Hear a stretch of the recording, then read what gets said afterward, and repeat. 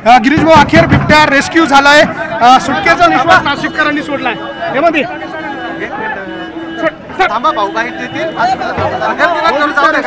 तुम्ही स्वतः होते, तुमच्या समोर बिबट्याने लोकांवर हल्ला केला, आपण मला वाटतं आता आपण बिबट्याला जेरबंद केलेला आहे. सगळे आमच्या प्रशासन सगळे अधिकारी आहेत, त्यांनी आपण बघितलं जाळी लावून त्याला सगळ्या पकडलाय, पण तरी त्यातून तो निसटला आणि त्यांनी 2 लोकांवर अटॅक केलेला आहे. ते सुद्धा जखमी झाले. तो 7-8 लोक या ठिकाणी कर्मचारी ते सिव्हिलियन हे या ठिकाणी जखमी झालेले आहेत. अतिशय चिडलेला तो होता, गर्दी त्यातून तो फार चिडलेला होता आणि म्हणून त्याला पकडताना खूप कसरत करावी लागली. पण नेमकं जाळीतून पडताना त्याला जे इंजेक्शन दिलं गेलं किंवा बंदुकीने ते मारलं गेलं ते बरोबर अचूक लागलं आणि त्यातून तो लगेच 5 मिनिटांमध्ये बेशुद्ध पडला. आम्हाला तो पडलेला दिसला गवतामध्ये. त्याला उचलून आता आम्ही रेस्क्यू सेंटरला घेऊन जातो. आपण स्वतः समोर उभे होता, ज्या वेळेला त्या जाळीतनं बिबट्या समोर आला त्यावेळेला तुमची भावना काय होती? अगदी तुमच्या समोर अचानक तो आला होता. मला काहीच वाटत नाही त्या बाबतीमध्ये. माझी कुठलीच भावना नसते. मी फार कुठल्या गोष्टीची चिंता करत नाही. फक्त मला वाईट याचंच वाटलं की त्या ठिकाणी तो निसटला कसा. म्हणजे आम्ही सगळे 7-8 जण असताना तो त्या ठिकाणी निसटला. पण तो अगदी छोट्याशा अंतर म्हणजे जाळीला आणि भिंतीच्या मध्ये 5-6 इंचाचं अंतर असेल, त्यातून तो जोरात निघाला आणि ते जाळी बाजूला करून तो निघून गेला. याचंच मला वाईट वाटतं. अन्यथा त्याला त्या ठिकाणीच आम्ही पकडला असता. पण तो पळत असताना त्याला आमच्या शूटरनी ते इंजेक्शन दिलं, शूट केलं आणि त्यामुळे ते इंजेक्शन त्याला अचूक लागलं आणि 7-8 मिनिटांमध्येच तो आम्हाला पुढे गवतामध्ये पडलेला 7-8 लोक मी शोधत होते त्यावेळेला तो दिसला. या सगळ्या यंत्रणांच्या अगोदर आपण पोहोचलात आणि त्याला पकडण्याचा प्रयत्न आपल्या स्वतःच्या माध्यमातून झाला. अशा पद्धतीनं सगळ्या यंत्रणांनी सतर्क राहावं अशा सूचना असतील का? निश्चित. आता कोणी म्हणतंय 2 आहे तिथे पिल्लं, त्या ठिकाणी 2 बिबटे आहेत, कोणी म्हणतं 1 आहे. अजून थोडी शोधाशोध आम्ही या ठिकाणी करू. पण आता एकाला तरी आपण जेरबंद केलेला आहे. दुसरा अजून कुठे? आधी लोक सांगत होते, तुम्ही दाखवलं होतं की 2 बिबटे आहेत या ठिकाणी, पण सध्या तर आपल्याला एकच हा आढळलेला आहे, सापडलेला आहे. निश्चित आमचे वनरक्षक आमची टीम त्या ठिकाणी जखमी झालेली आहे. जाळी लावली असताना बघितलं असेल, मी त्या ठिकाणीच होतो, पण त्यांनी एकावर अटॅक केला. जाळीतून सुद्धा त्यांनी त्याला जोरात पंजा मारला. त्याच्या तोंडाला सगळं ओढलं गेलेलं आहे, स्किन निघालेली आहे. बाकी काही लोक आहेत त्याच्यापूर्वी 5-7 जण कर्मचारी आहेत, सिव्हिलियन आहेत, ते सुद्धा जखमी झालेले आहेत. मी त्यांना थोड्या वेळात हॉस्पिटलला बघायला जातो. हे जे जखमी झाले त्यांना सरकारकडनं काही मदत वगैरे नाही, तरी किती गंभीर आहेत, कशा स्वरूपाची जखम आहे ते बघून आम्ही निश्चित नियमानुसार त्यांना मदत करू. भाऊ, आपण आपत्ती व्यवस्थापन खातं देखील आपल्याकडे आहे. नाशिकमध्ये पिंजऱ्यांची संख्या वाढवणं असेल किंवा या कर्मचाऱ्यांची कॅबिनेटमध्ये परवा चर्चा झाली. वनमंत्री गणजी नाईक सांगत होते, मी त्यावेळेला मुख्यमंत्री मोदींना विनंती केली की हा थोडासा बिबट्याचा जो भाग आहे हा आपत्तीमध्ये येतोय, तर तो माझ्याकडे थोडा सोपवा, म्हणजे मग मलाही त्यामध्ये काय करता येईल, अधिक मदत करता येईल, त्या संदर्भामध्ये आम्ही निश्चित विचार करू. आणि हे सगळे जे बिबटे आहेत ते सध्या सगळे म्हणजे अनेक जिल्ह्यांमध्ये अनेक ठिकाणी हे आता अगदी मोकळे फिरत आहेत. कॉलन्यांमध्ये कुत्रे उचलून घेऊन जात आहेत, लहान मुलं अटॅक करत आहेत. मला वाटतं तात्काळ यांचा काहीतरी बंदोबस्त करावा लागेल.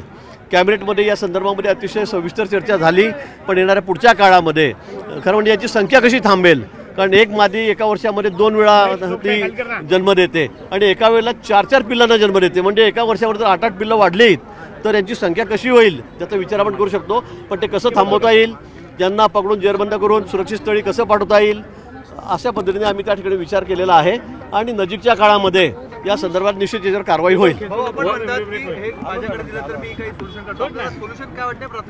नाही, मला वाटतं मॅनपॉवर वाढवावी लागेल, पिंजरे वाढवावे लागतील, हे त्या सर्व करावं लागणार आहे.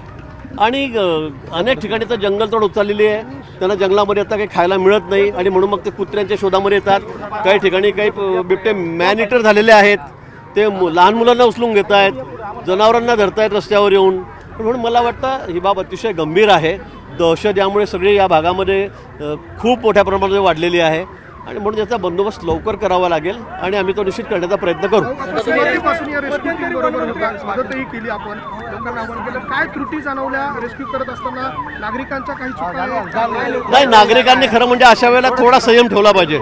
एवढ्या हजारोच्या संख्येमध्ये सगळे लोक आमच्या टीमच्या मागे पळत आहेत, ते बघायला पळत आहेत आणि त्यामुळे मग तो बिबट्या जो अधिक चिडतोय, तो फारच चिडलेला होता हा बिबट्या. तर त्यामुळे मग तो पकडायला सुद्धा थोडी समस्या निर्माण होते, त्याच्यामध्ये समस्या निर्माण होते.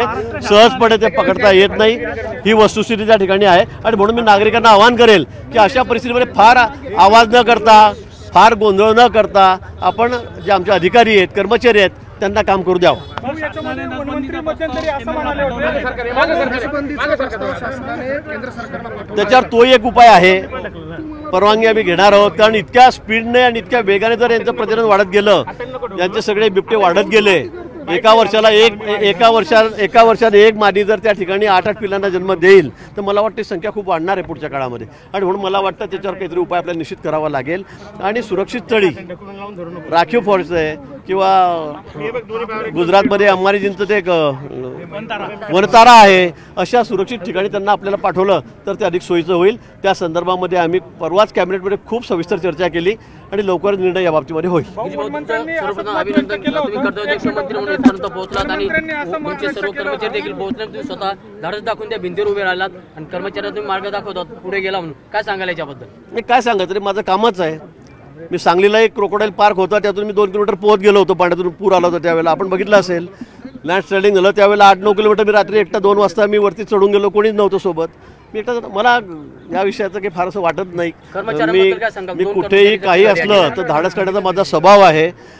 कर्मचाऱ्यांनी यांचं चांगलं धाडस त्या ठिकाणी दाखवलं, म्हणजे बिचारे जखमी झालेत, काही गंभीर जखमी पण आहेत, पण त्यांनी कुठे ते मागे हटले नाहीत आणि शेवटी हा बिबट्याचा जेरबंद झालेला आहे. पण यापुढे अशी घटना घडू नये यासाठी काय करता येईल याचा निश्चित शासन विचार करत आहे.